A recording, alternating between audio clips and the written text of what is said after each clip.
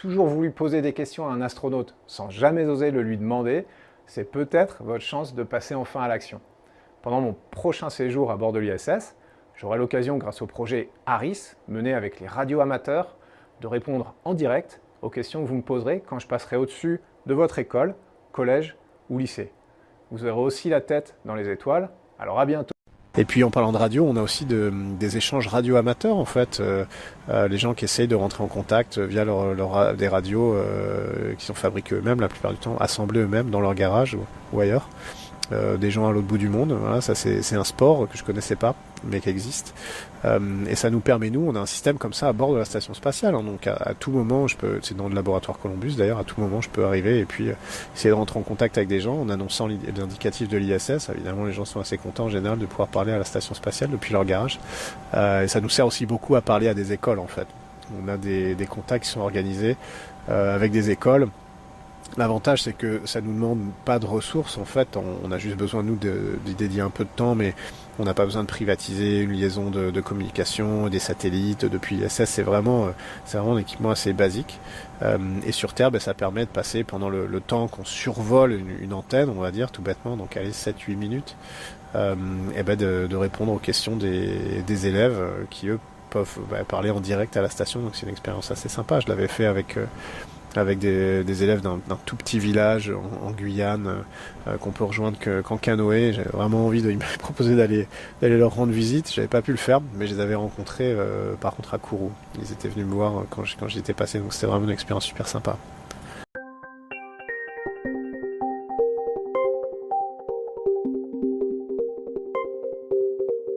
Wingles au collège Léon Blum, où les collégiens ont tenté d'entrer en connexion avec l'astronaute Thomas Pesquet. On peut voir la déforestation, on peut voir les rivières qui charrient beaucoup de déchets, donc il faut faire attention à l'environnement, c'est important pour vous qui êtes jeunes. Over. Expérience de la radiocommunication, une façon ludique d'expliquer les mystères de l'espace. J'ai trouvé que c'était bien, ça pouvait faire découvrir des choses à des personnes et ça nous montrait comment ça se passait dans l'espace. La Station Spatiale Internationale, elle fait quand même partie de notre paysage. Satisfait parce qu'on a quand même déroulé notre projet, on avait quand même On y va, on fait un décompte. En tout cas, nous on est prêts dans la station spatiale. C'est quelque chose qui effectivement nous tient à cœur en tant qu'astronome amateur. India Kilo 1 Charlie Delta. Faire, je crois, c'est de regarder par la fenêtre et essayer de prendre des photos de la Terre parce que c'est vraiment très très beau, c'est magnifique. Over. C'est incroyable, mais on peut pas aller rejoindre l'espace.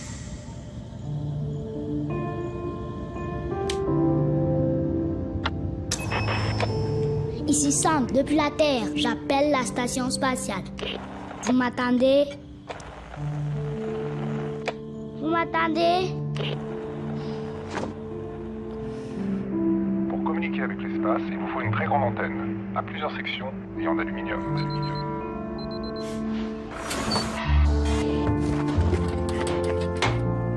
J'appelle la station spatiale. Vous m'attendez?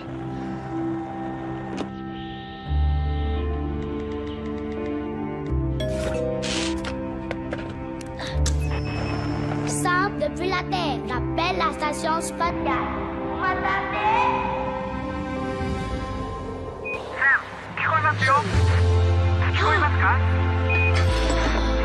Konnichiwa. こちらはジャパニーズスペースステーションです。もしもし、連絡してくれてありがとう。聞こえますよ。Une explication et petite conférence de nos amis du GAC par Simon.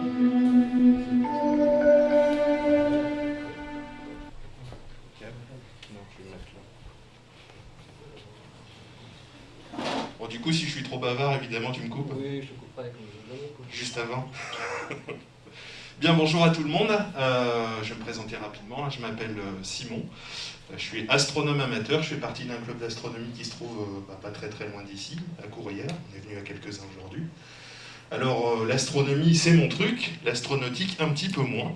Alors, c'est vrai que c'est une après-midi consacrée plutôt à la Station Spatiale Internationale, à Thomas Pesquet, au monde de l'astronautique d'une manière générale. C'est pas notre domaine de prédilection à nous astronomes. puisqu'on va s'intéresser davantage aux étoiles, aux galaxies, aux nébuleuses, à l'univers. Mais dans notre paysage, de temps en temps, on a quand même un petit peu d'astronautique. On a quand même des fusées, on a quand même des satellites artificiels, et donc cette station spatiale internationale, qui fait quand même partie de notre paysage, qu'on connaît donc forcément un petit peu, et dont je vais vous parler ici pendant... Alors, c'est une petite présentation qui va se dérouler en 3 parties.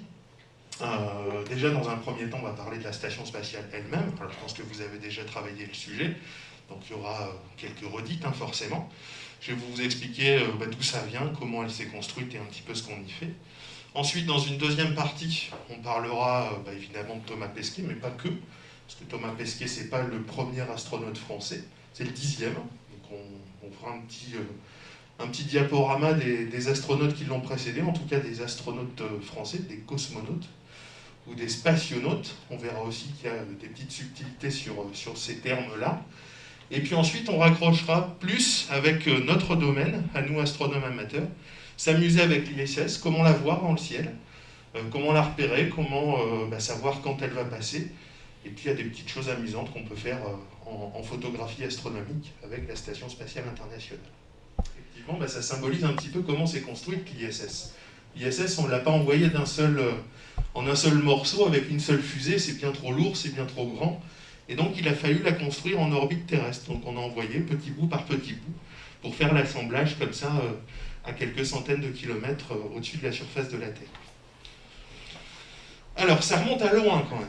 Là on est en 2021 maintenant. Les premières études de faisabilité d'une station spatiale, ça remonte aux années 60 et aux années 70. Moi j'étais pas né, certains ici peut-être quand même. Donc au départ c'était pas une station internationale, c'était une volonté américaine, c'était une volonté de la NASA, l'agence spatiale américaine, que vous connaissez certainement. Et puis le lancement réel du projet, il commence au début des années 80. Sauf que pour des soucis de financement, ça coûte cher à entretenir, ça coûte cher à construire surtout. Les Américains vont s'associer à trois autres agences spatiales, l'ESA, l'agence spatiale européenne, la JAXA, alors ça ce sont les Japonais, l'agence spatiale japonaise, et puis aussi l'agence spatiale canadienne. Donc à partir de ce moment-là, on peut véritablement parler de station et de projet international. Petit à petit, au fur et à mesure des lancements, la station devient de plus grande, et on commence à envoyer des astronautes dans cette station à partir du 2 novembre 2000. En fait, avant, il y en avait eu déjà quelques-uns qui faisaient faire un peu de bricolage, caricature un peu. Mais la présence permanente dans l'ISS, ça remonte au 2 novembre 2000. Donc depuis le 2 novembre 2000, il y a toujours eu des êtres humains là-haut, il y a toujours eu des astronautes dans l'ISS. Alors à quoi ça sert? Bon, on y fait quand même un petit peu de science dans la Station Spatiale Internationale. C'est un endroit particulier puisque justement il y a cette fameuse apesanteur. Ce sont des conditions qu'on a bien du mal à reproduire à l'identique sur Terre. Faire pas mal de choses, de la biologie, étudier le corps des astronautes qui font des expériences sur eux-mêmes souvent, de la physique, la science des matériaux, voir comment un certain nombre de choses se comportent dans ces conditions particulières de l'espace. On fait de la météorologie, on est juste au-dessus des nuages, entre guillemets, de la Terre, donc c'est quelque chose de pratiqué régulièrement dans l'ISS. Et puis quand même un petit peu d'études de la Terre et de l'espace, donc un petit peu d'astronomie, un petit peu, pas grand-chose. Voilà. Donc bon, là, je ne vais pas rentrer en détail, mais on étudie quelques petites choses en astronomie.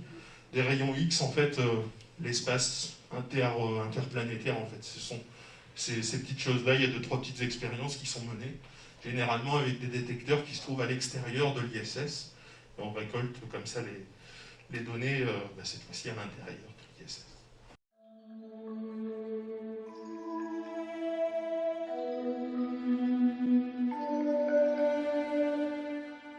« 568 personnes sont déjà allées dans l'espace.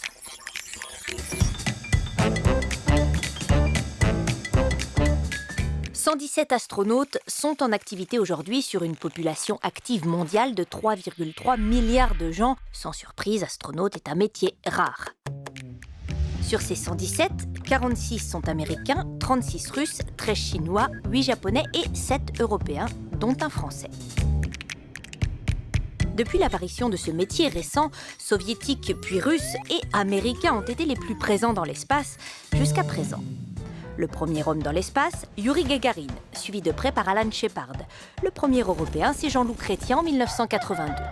En 60 ans, 568 personnes sont ainsi allées dans l'espace au-delà de 100 km d'altitude, dont 8 touristes pour l'instant. Et les femmes, eh bien sur ces 568 personnes, seules 65 sont des femmes, 11%. La première, c'était Valentina Tereshkova, pilote soviétique de 26 ans, 2 ans seulement après Gagarine. Mais ça a été son seul et unique vol, et il a fallu attendre presque 20 ans pour voir de nouveau une femme dans l'espace. La première française et européenne, c'était en 96, Claudie Aigneret. En fait, il faut alimenter ces candidatures féminines pour faire ensuite bouger la présence des femmes. On compte aujourd'hui 21 femmes sur les 117 astronautes en activité, mais les choses vont certainement et prochainement évoluer.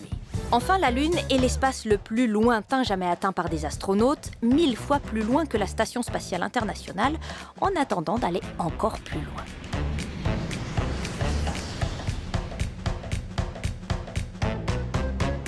« 8413 candidats, 6 élus. «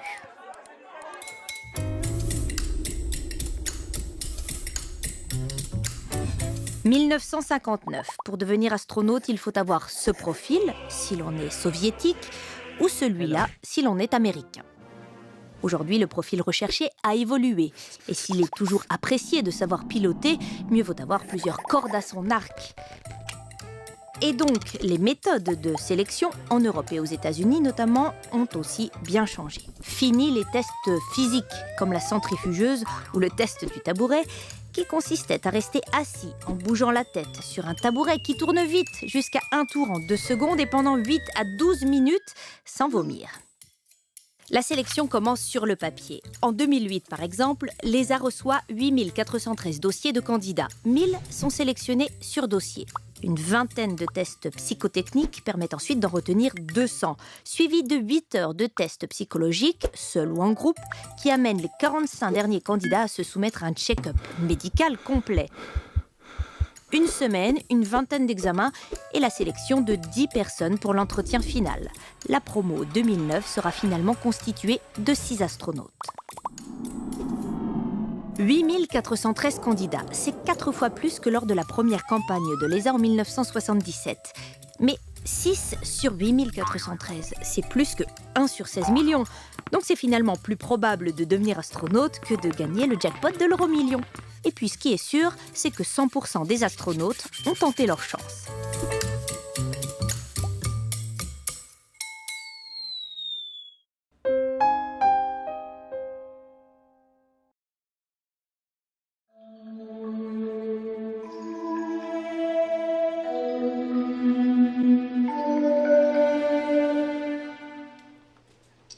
Bon, c'est grand quand même, hein. Ça fait un stade de foot presque. Imaginez un grand stade de foot, c'est la longueur de l'ISS. Alors les choses les plus importantes sont évidemment les panneaux solaires. Les panneaux solaires, ils sont quand même gigantesques. C'est ce qui permet, heureusement, de faire fonctionner de façon correcte, on va dire, la Station spatiale internationale. Alors ça ressemble à ça, à l'intérieur. Bon, je dis souvent que ça ressemble à la chambre d'un adolescent. Je ne sais pas si c'est comme ça dans votre chambre. Bon, moi, ça ressemble aussi comme ça chez moi. Donc, il y en a partout. On a l'impression que c'est un peu le bazar. Mais en fait, chaque chose est à sa place. C'est ça qui est dingue. On ne s'en rend pas compte, mais ici, tout est rangé. C'est super précis. En fait, il y a un avantage dans la station spatiale, c'est qu'on est en apesanteur. Donc, on peut utiliser le sol, les murs, le plafond, de façon identique. Peu importe. On peut ranger des choses au-dessus, des choses en dessous, sur les murs, peu importe. Donc ça nous fait gagner de l'espace en apesanteur pour les astronautes, et donc ils doivent s'astreindre à 2 ou 3 heures de sport par jour. Là, l'astronaute à droite, il est sanglé, il est maintenu au sol, et il marche ou il court pendant 2 ou 3 heures. Parce que le problème, c'est que À la fin de sa mission, s'il a passé 6 mois en apesanteur, il n'arrivera plus à marcher. Il va se retrouver par terre en arrivant. Le poids de son corps sera beaucoup trop lourd par rapport à ce qu'il a supporté. Et donc on est obligé de faire beaucoup de sport comme ça. Dans l'ISS, ça c'est une grande partie du quotidien des astronautes. Alors chose très importante et très médiatisée, c'est cette partie de l'ISS. C'est ce qu'on appelle la coupole. C'est un module italien, la cupola. Et c'est, alors pour nous astronomes, une coupole d'observation, c'est un dôme qui regarde vers le ciel, vers l'espace, vers l'univers. Alors que dans l'ISS, la coupole, ça regarde la Terre. Elle est dirigée vers la Terre. Et c'est vrai que la vue est sympa de voir la Terre, les océans, les continents se déplacer comme ça, sous leurs yeux. Et c'est un endroit très apprécié des astronautes. Les photos de Thomas Pesquet, il les réalise depuis cet endroit privilégié. Voilà pour sa trajectoire. Donc je le disais, elle tombe. Parce que, oui, c'est dans l'espace, mais la frontière de l'atmosphère terrestre, c'est pas une frontière nette, bien définie. Ça se dilue en fait. Plus on va s'éloigner de la surface de la Terre, moins il va y avoir d'atmosphère. En tout cas, l'atmosphère va être de moins en moins dense.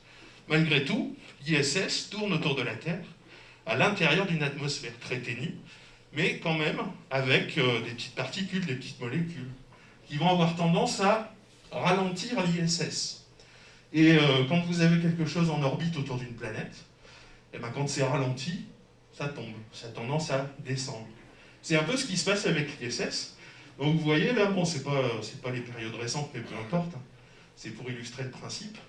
Avec les frottements de l'atmosphère, même si elle est très diluée, l'ISS va tomber de 50 à 100 mètres par jour. En permanence, elle descend.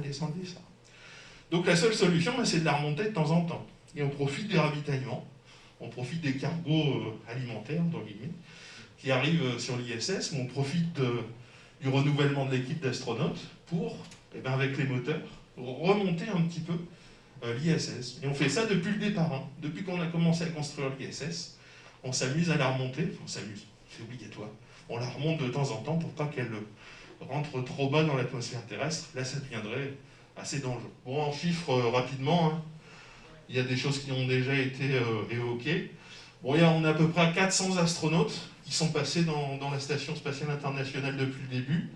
On est en configuration maximale à 6 astronautes, mais vous en avez peut-être entendu parler au début de la Station Spatiale, la mission de Thomas Pesquet. On était à 11, bon, il y avait un chevauchement de missions, ils étaient un peu les uns sur les autres, mais bon. La configuration nominale, c'est 6 astronautes en permanence. On est arrivé à 180 lancements, 120 000 orbites. Donc depuis le début, elle a fait 120 000 fois le tour de la Terre, c'est quand même pas mal. Donc voilà. 150 heures de piscine et 500 heures de russe.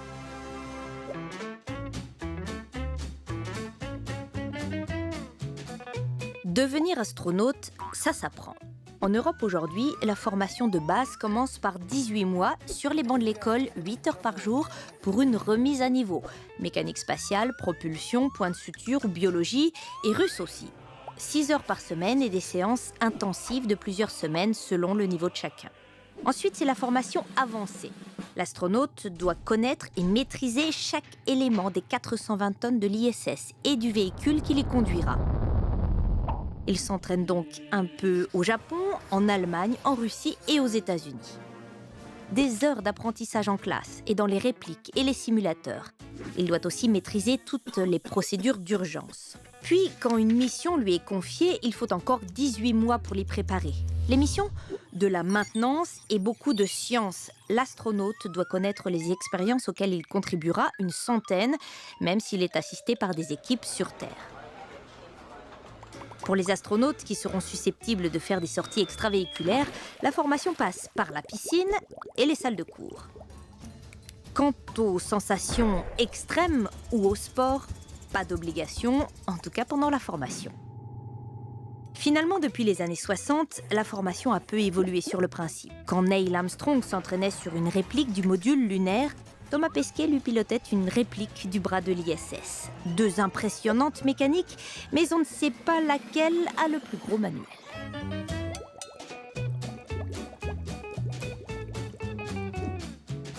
Привет!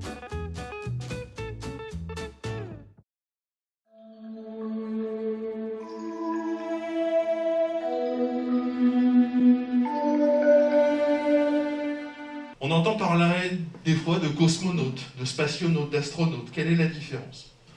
Bon, il n'y a rien de vraiment défini. Simplement que, ce qu'il faut savoir, les cosmonautes, traditionnellement, sont plutôt les soviétiques, Gagarine, etc. Les Russes, aujourd'hui. Les spationautes, le terme était utilisé pour les premiers Français. Les astronautes, pour les Américains, et désormais aussi par les Européens, et donc les Français. Et puis plus récemment, on a des taïkonautes, ça ce sont les Chinois, et des viomanautes, ça ce seront pour les futurs Indiens, parce que l'agence spatiale indienne, on verra certainement dans les 10 ans qui viennent, un astronaute dans l'espace. Alors finalement, sans chauvinisme aucun, le terme le plus adapté, c'est spationaute. C'est le terme choisi par les Français.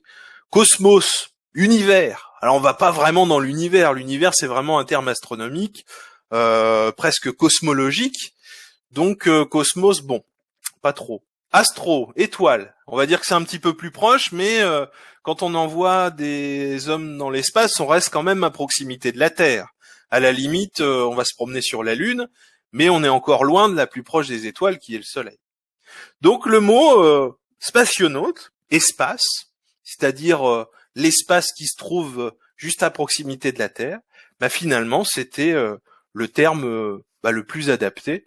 Malgré tout, on l'a pas conservé, puisque aujourd'hui les hommes et les femmes envoyés par l'Agence spatiale européenne, et donc un certain nombre de Français, sont nommés astronautes, comme les Américains. Alors, les astronautes français. Donc Jean-Loup Chrétien, Patrick Baudry, Michel Tonini, Jean-Pierre Aigneret, Jean-François Clairvoy, Jean-Jacques Favier, Claudie André-Deshayes, Léopold Deyarts, Philippe Perrin et donc Thomas Pesquet. Voilà les 10 Français qu'on a envoyés dans l'espace sur plusieurs centaines, ça fait quand même pas beaucoup. Donc Jean-Loup Chrétien, c'est le premier. Ils sont tous encore en vie, même si forcément les plus anciens commencent à avoir de l'âge maintenant, mais ils sont toujours vivants. Alors vous allez voir à leur profil, sont souvent des pilotes de chasse, des militaires, bien obéissants, mais surtout capables de résister à des grosses accélérations. Le décollage, au moment de la fusée décolle, il faut quand même résister à ces accélérations-là. Et donc les pilotes de chasse étaient tout indiqués pour faire les premières missions spatiales. Donc voilà, Jean-Loup Chrétien était un pilote de chasse, et il a été recruté comme ça, comme le premier Français. Le deuxième, c'était sa doublure, Patrick Baudry, qui lui a fait un vol en 85, il reste 7 jours dans l'espace. Parce que à son premier vol, elle s'appelait Claudie André-Deshayes, à son deuxième vol, elle s'appelait Claudie Aigneret, parce qu'elle a épousé celui dont on a vu juste avant. Alors là, c'est un profil différent, c'est un profil plus scientifique, elle est médecin en fait. À l'origine, elle est médecin, et donc on commence à partir de ce moment-là à envoyer plutôt des scientifiques, des profils scientifiques dans l'ISS. Bon, Jean-Jacques Favier, lui, il a bossé, vous voyez, en métallurgie. Donc là, typiquement, les sciences des matériaux. En Léopold Deyarts, on revient de fois quand même, un pilote de chasse. Philippe Perrin, l'école polytechnique, lui aussi, pilote de ligne, comme Thomas Pesquet, en fait. Et voilà le dernier. Donc Thomas Pesquet, il est ingénieur, il est pilote de ligne aussi, pas vraiment militaire, donc voilà un profil différent. Sa première mission, c'était en novembre 2016 à mai 2017, 196 jours, 2 sorties extravéhiculaires, c'est pas le recordman, c'était son prédécesseur. Par contre, il devrait là aussi battre le record au cours de sa mission, si tout va bien, puisque plusieurs sorties extravéhiculaires sont prévues pour lui.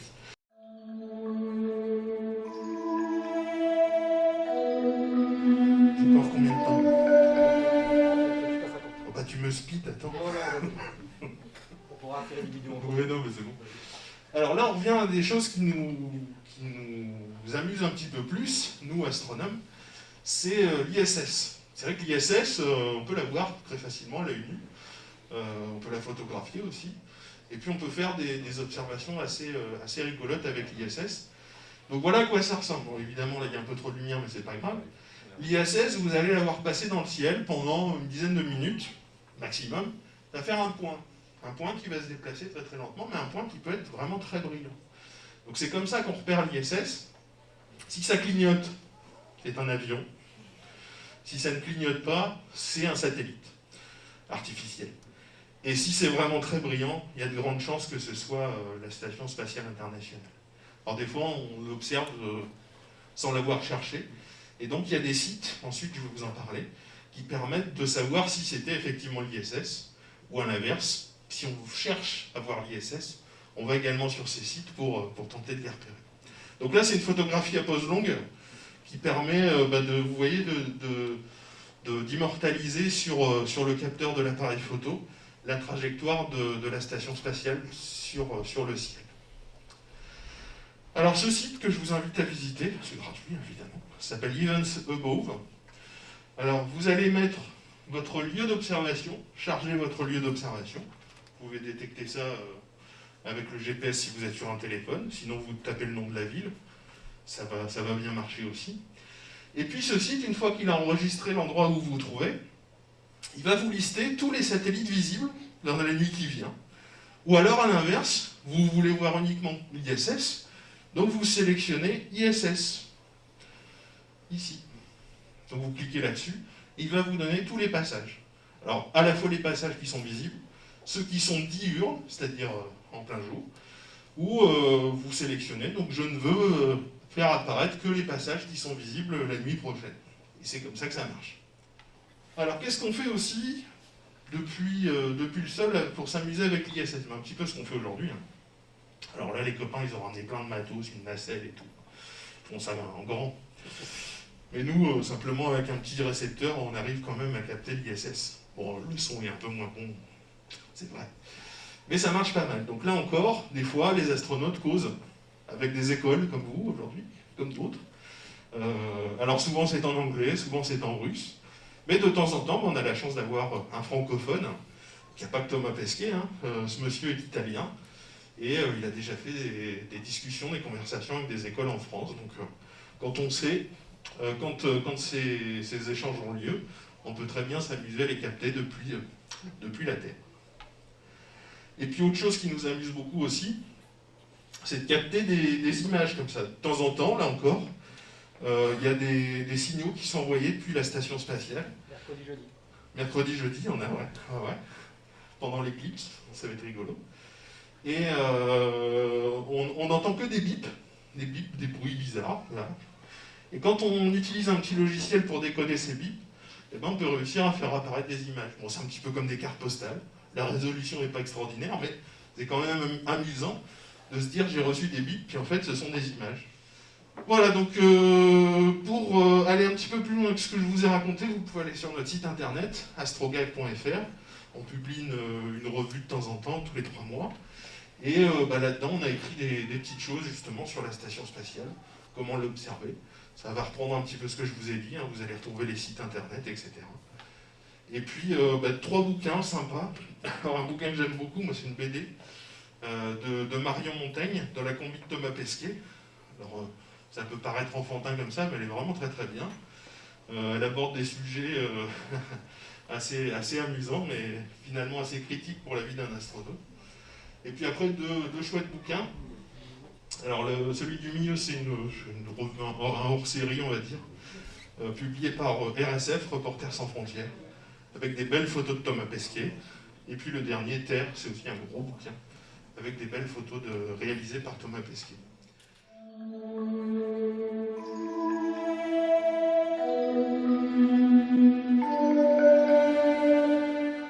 Ici, on va arriver sur le passage de la station spatiale à 15h07.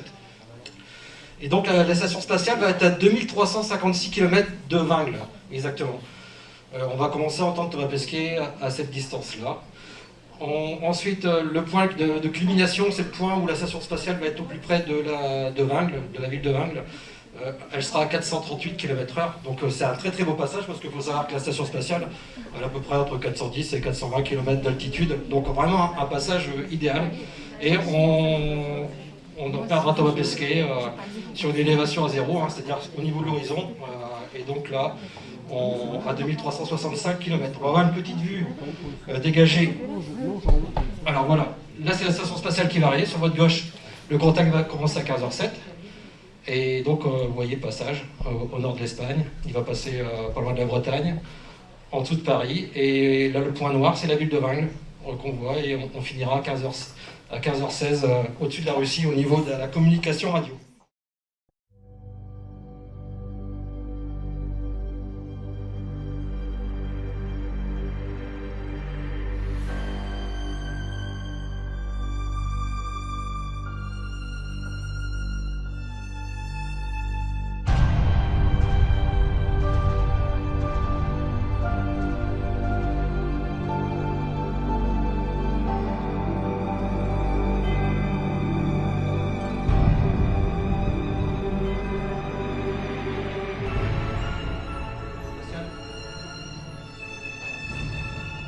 Dans 7 minutes.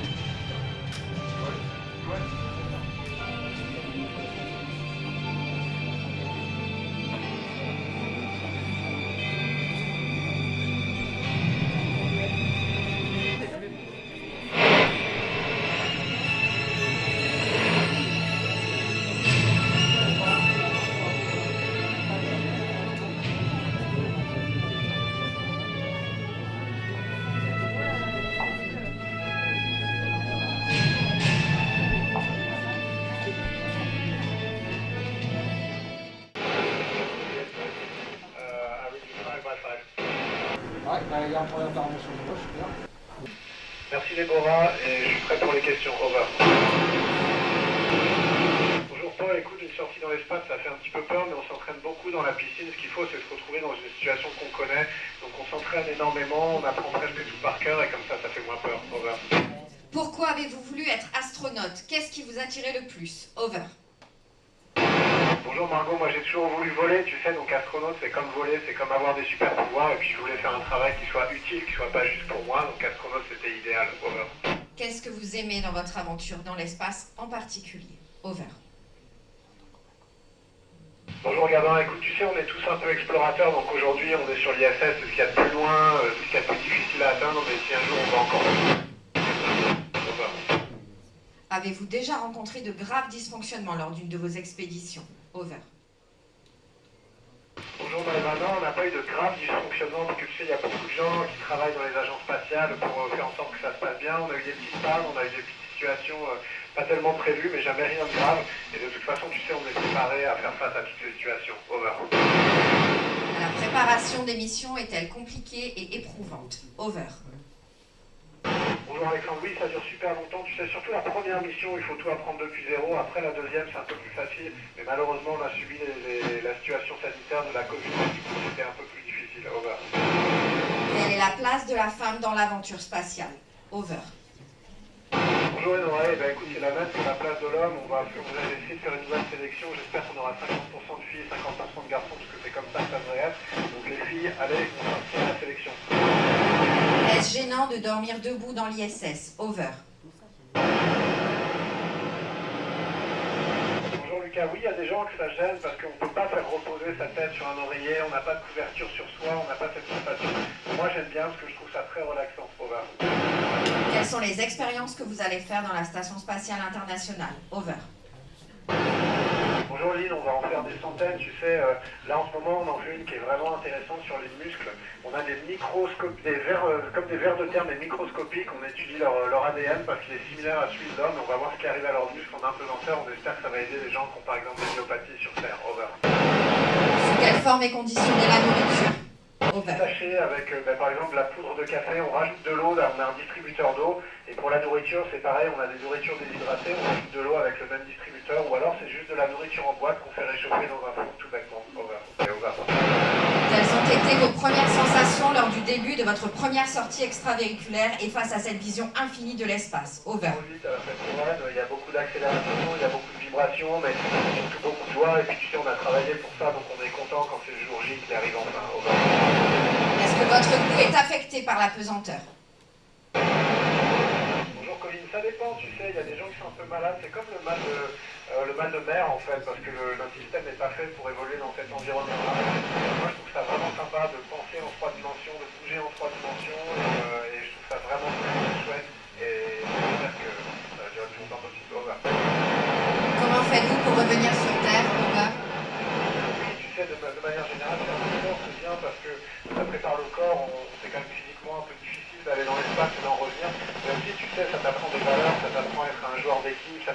respecter les autres, et ça, je m'en sers tous les jours dans la station spatiale. Over. Pouvez-vous respirer sans casque dans une fusée? Over. Écoute, on ne peut pas vraiment faire de cuisine, on a des verres. Over. Quand vous êtes allé pour la première fois dans l'espace, aviez-vous eu le vertige? Quelles étaient vos sensations, vos sentiments? Over. Bonjour Jeanne et Mohamed. Non, j'ai pas eu de vertige, mais tu sais, quand tu sors de la station en scaphandre, là tu sors avec une main, donc ça c'est un peu impressionnant, mais après on s'habitue, on apprend à son cerveau qu'on va pas tomber, et ça se passe bien. Over. Merci à tous, c'était un plaisir de vous parler aujourd'hui en tout cas, et à bientôt dans l'espace peut-être. Voilà. Bon. Je pense qu'on peut les applaudir les collègues de l'association APRA et les collègues du bloc ici. Bravo, merci. Alors, ça semblait un peu bizarre, mais vous avez tous compris hein, que c'était en retransmission d'un autre pays, avec les mêmes questions, mais c'était réellement Thomas Pesquet qu'on entendait en direct. Hein, c'est vraiment du direct. Comme le temps a été pris, ils ont certainement eu un problème de temps, ils ont dû sauter des questions et du fait...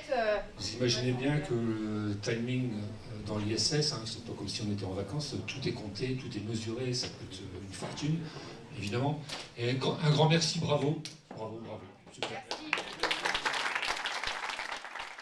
Ignition sequence start. 6, 5, 4, 3, 2, 1, 0. Donc les radioamateurs, est-ce que vous avez déjà entendu parler de radioamateurs? Pour ceux qui étaient à Meurchin, il y en a qui étaient à Meurchin à l'école primaire? Donc ils ont fait déjà des ateliers radio. On n'a pas pu faire d'ateliers cette année avec le Covid, mais on espère l'année prochaine les refaire. Donc, mais qui sont les radioamateurs? Alors, les radioamateurs sont des personnes qui pratiquent sans intérêt pécuniaire un loisir technique. C'est comme pour les personnes qui font, les adolescents qui font du foot, du basket, ainsi de suite. C'est un loisir, et quand c'est un loisir, on ne gagne pas d'argent. C'est quand on est professionnel qu'on gagne de l'argent. HKL, on a chacun un indicatif pour être identifié, un peu comme des plaques d'immatriculation de véhicules. Donc, ils établissent des liaisons radio avec d'autres radioamateurs du monde entier. Il faut savoir que là, la communication de Thomas Pesquet, on va dire, pour la partie radioamateur, c'est que 400 km, c'est rien du tout. Mais avec un peu la propagation des ondes, on peut contacter le bout du monde, on peut contacter le Brésil, l'Italie, enfin bref, tous les pays où il y a des radioamateurs. Vous verrez dans la suite qu'il y a certains pays où il n'y a pas de radioamateurs. Donc les radioamateurs qui sont des personnes qui ont reçu l'autorisation officielle de communiquer par radio. Là, vous voyez ici le Radio Club F4 Kilo Lima Radio. C'est un indicatif qui nous a été décerné par l'Agence nationale des fréquences, le gendarme des fréquences. Et moi, j'ai mon indicatif, c'est Foxtrot 4, Alpha Hotel November. Pour André, c'est F5 HKL. On a chacun un indicatif pour être identifié, un peu comme des plaques d'immatriculation de véhicules. Donc on a un indicatif à vie, les autorisant à exploiter les fréquences radioamateurs. Donc on va faire un peu d'histoire, mais très très rapide. Hein. Mais au fait, ça démarrait quand? Samuel Morse, scientifique américain, vous avez déjà entendu parler de Samuel Morse? Oui, ça vous parle? Donc il développe un télégraphe électrique et un alphabet qui porte son nom. Alors, le télégraphe, on va dire électrique, c'est quand vous voyez sur des films de cow-boy, de Far West, vous voyez des bancs de papier qui déroulent avec du code Morse. Donc ça, c'était les précurseurs au niveau de la télécommunication. Et il faut savoir que c'était par des liaisons filaires, un peu comme les téléphones à l'époque. Ensuite, Marconi, inventeur du télégraphe sans fil en 1896. Donc là, c'était les premières communications sans fil, sans câble électrique. Première communication radio en Morse sur 14 km par Marconi. En 1898, la première liaison hertzienne fut réalisée. Il réussit une liaison radio de 4 km entre le Panthéon et la Tour Eiffel. C'était là, la télégraphie sans fil venait de naître. Il faut savoir que c'est les 100 ans de la radio pour les radios commerciales, là, c'est les 100 ans. Donc une date qui compte particulièrement pour nous, c'est Marconi qui réalise une première transmission radio sans fil depuis l'Angleterre jusqu'à Terre-Neuve, donc par-dessous l'océan Atlantique. Vous voyez la distance entre l'océan Atlantique, il y avait déjà 3-4 000 km. Et en 1904, la Tour Eiffel devient officiellement station de radiotélégraphie militaire. Il faut savoir qu'en 1900, lors de l'exposition universelle, la Tour Eiffel, c'était pour cette exposition-là, et elle devait être démontée par la suite. Et grâce, on va dire, avec son altitude de 300 mètres, et le précurseur, M. Gustave Ferrier, a commencé à faire des communications radio. Vous voyez, sur la droite, là, vous avez des antennes, des fils qui descendent sur le bas de la tour Eiffel. Donc là, c'était les premières communications radio-télégraphiques militaires. Justement, lors de la guerre 14-18 et les taxis de la Marne, depuis la tour Eiffel, ils ont récupéré des informations des Allemands qui battaient en retrait et qu'ils ont donc envoyé des taxis de la Marne pour attaquer les Allemands. En 1912, le naufrage du fameux Titanic, pour ceux qui ont vu le film, vous voyez là, il y a eu le fameux SOS qui a été envoyé, qui a permis de sauver, on va dire, je ne sais pas si c'est la moitié des personnes. En 1940, les écoutes radio dans la résistance, il faut savoir que la Deuxième Guerre mondiale, c'était aussi très important au niveau communication radio, avec des journalistes de la résistance. Et en 1940, le 18 juin, appel du général de Gaulle sur les ondes de la radio BBC, que vous connaissez tous. Alors les modes de communication, il y a la téléphonie qui se pratique avec un micro. On va vous faire écouter un peu une communication radio. Alors le son... Okay, Delta Lima 3, Oscar, Florida, this is Sierra, November 0, Hotel Sierra, report for you. France de 1997 à 2020, vous voyez qu'on dégrossit, on perd beaucoup de radioamateurs parce que c'est avec Internet et avec l'arrivée de tous les moyens de communication actuels, les téléphones, on va dire qu'on est de moins en moins connus, c'est pour ça qu'on fait de la promotion de notre côté. Donc là vous avez les antennes qui sont installées tout simplement à bord de la station spatiale. Alors vous voyez, vous avez 3 antennes qui s'appellent Harris antennes. Alors c'est des antennes comme ça, hein, à peu près, hein, qui sont boulonnées sur la station spatiale, tout simplement. Et Thomas Pesquet, il y a juste un poste comme ça, à peu près, hein, pas exactement le même, mais un petit poste comme ça à bord de la station spatiale. Et comme il y a 400 km d'altitude, ça lui permet de communiquer sur une très très grande zone de couverture radio, tout simplement. Un autre moyen de communication, on l'a envoyé à NASA, lorsque vous voyez des directs avec les journaux ou des communications avec Cap Canaveral, le centre de la NASA. Donc là, c'est pas les mêmes moyens que nos petits moyens de communication. Alors tout simplement, vous avez 3 satellites autour du globe, et puis Thomas Pesquet, quand il arrive sur une zone de couverture, hop, ça bascule sur le satellite, ça remonte à 36 000 km.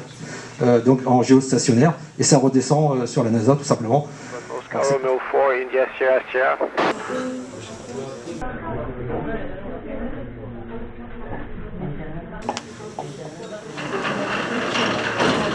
mode de transmission le plus ancien, parce qu'au début de la radio, on ne pouvait pas transmettre la parole comme on le fait maintenant, on ne communiquait qu'en morse. Alors le morse, qu'est-ce que c'est que le morse? C'est un code qui a été inventé par Monsieur Morse, qui n'était pas un scientifique, mais un peintre. C'était un artiste peintre, Monsieur Samuel Morse. Donc c'est lui qui a créé le code Morse, qui est devenu international. Il est constitué de points et de traits. Donc un trait, ça équivaut à 3 points. Donc il établit un code. Donc les lettres les plus utilisées, c'est comme le O, qui est très utilisé, on utilise qu'un point. Par contre, les lettres beaucoup moins courantes, comme le Y, donc un trait, un point, et 2 traits. Donc c'est en fonction de l'utilisation des lettres. Donc ce code a l'avantage de nécessiter très peu de puissance. On n'a pas besoin de beaucoup de puissance pour faire une transmission au code Morse, contrairement à la phonie. Il faut davantage de puissance. Et les copains qui sont là peuvent le dire, en ce moment la propagation n'est pas au top. On a du mal à sortir de l'Europe. Alors qu'avec le Morse, avec quelques watts, on peut communiquer dans le monde entier. Et aussi le gros avantage du code Morse, c'est que c'est un langage international. Il n'y a pas besoin de connaître l'anglais ou la langue de son correspondant. On utilise un code international que tous les radioamateurs du monde entier connaissent. Alors ce code... Donc la lettre A, B, C, D, E. E c'est la lettre la plus simple, c'est un point. Parce que c'est une lettre qui est très courante. Ouais. Je vais d'abord vous montrer Alors, les différences. monsieur va vous montrer un mot quand même. C'est ça? C'est ça? Alors, quelqu'un a trouvé.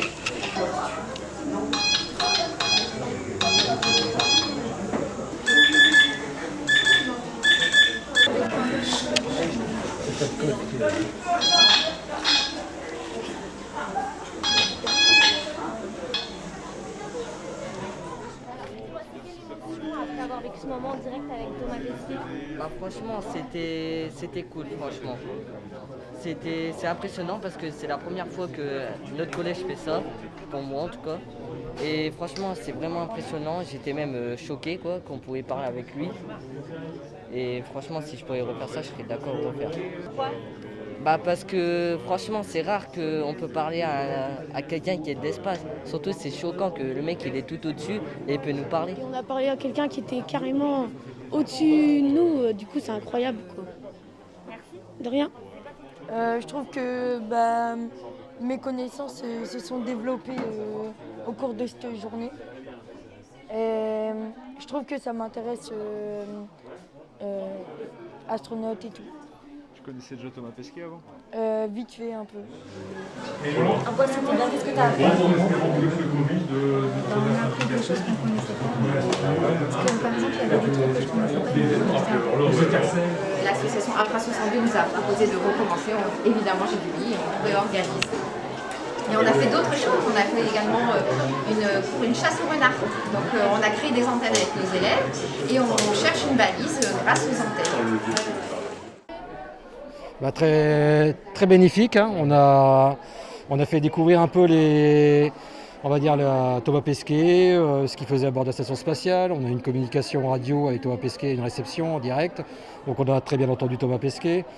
Et j'espère que les enfants ont apprécié ces 2 heures de contact radio-amateur et l'intervention du groupement d'astronomie de Courrières qui a fait une très belle prestation aussi sur la découverte de l'ISS et 10 astronautes français à bord de la station spatiale. Et puis ça a permis d'ouvrir l'esprit des jeunes. Ils savent que le radioamateurisme ça existe, l'astronomie ça existe, il y a des gens qui s'intéressent à l'astronomie, des gens qui s'intéressent à la radio. Donc la radio c'est pas seulement les nouvelles qu'on écoute le matin, c'est tout un monde la radio, et je pense que ça leur a ouvert l'esprit. Après c'est à eux bien sûr de creuser, s'ils s'intéressent, ils peuvent toujours venir nous voir, prendre contact avec nous, et on peut leur donner toutes les explications nécessaires. Sur le radioamateurisme. Le Radio Club de Vingles. On est ouvert les samedis à partir de 14h, donc au complexe sportif Michel Bernard. Ils peuvent venir découvrir, même des adultes. On peut faire des cours pour passer l'examen radioamateur au Portel. Et après, on fait découvrir un peu tout ce qui est les transmissions radio. Tout un monde bien spécifique. Bien merveilleux à découvrir. C'est une ouverture sur le monde. Oui. Ça permet de se créer des amitiés. C'est vraiment, il nous faut des jeunes, André. Il nous faut des jeunes aussi, voilà. Beaucoup de jeunes qui viennent nous rejoindre. On voit des jeunes. Parce que quand on regarde la chevelure, ça grisonne. Hein, et surtout quand on va dans les salons. Là, on voit le monde radioamateur qui vieillit. Hein. Et bon, les jeunes, il faut essayer de les accrocher, mais c'est pas évident. Alors, un petit mot, le mot de la fin. En fait, une après-midi réussie. Ça fait quoi? Ça fait 1 an qu'on est sur le projet Thomas Pesquet. Un samedi complet à installer la salle, à tout préparer, un petit peu à s'énerver, avoir un peu de stress, mais super content parce que tout s'est déroulé pratiquement comme on le souhaitait. Des jeunes attentifs. Des médias présents, entourés des amis, des sponsors. Donc vraiment génial. Très belle après-midi, franchement. Voilà. En tout cas, merci encore aussi à Axio pour voilà.